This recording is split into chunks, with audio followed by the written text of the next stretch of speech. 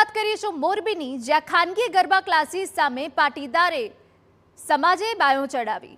નવરાત્રી પહેલા ચાલી રહેલા ખાનગી દાંડિયા ક્લાસની આડમાં અનૈતિક પ્રવૃત્તિ થતી હોવાનો પણ આક્ષેપ કરાયો છે।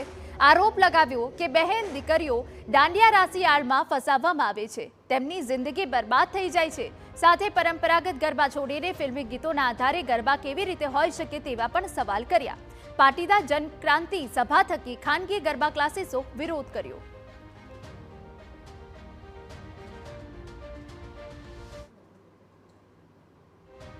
ગેરકાનૂની પ્રવૃત્તિઓ ચાલવી અને ખાસ કરી અને બહેનો દીકરીઓ જે ક્લાસીસમાં રમતી હોય છે ત્યાં આવારા તત્વો, રોમિયોગીરી અને ગેરકાનૂની જે કહી શકાય અથવા તો સમાજને ન શોભે એ પ્રકારની જે પ્રવૃત્તિઓ થતી હોય છે એનો સંપૂર્ણ વિરોધ કરીએ છીએ। આપણી મૂળભૂત ગરબા કલ્ચર કહેવાય, આપણી જે શેરી ગરબાઓ અથવા તો આપણા જે માતાજીની આરાધનાનો આખો જે ઋષિમુનિઓ અથવા તો આપણી પરંપરા જે હતી એનાથી અલગ જઈને આખા એક સાંસ્કૃતિક ધરોહરને ખતમ કરવાનું જો કોઈ કામ કરતું હોય તો એ આ પ્રકારના ડિસ્કો દાંડિયા ક્લાસીસના નામે અથવા તો આખી એક ડિઝાઇન ઊભી થઈ છે।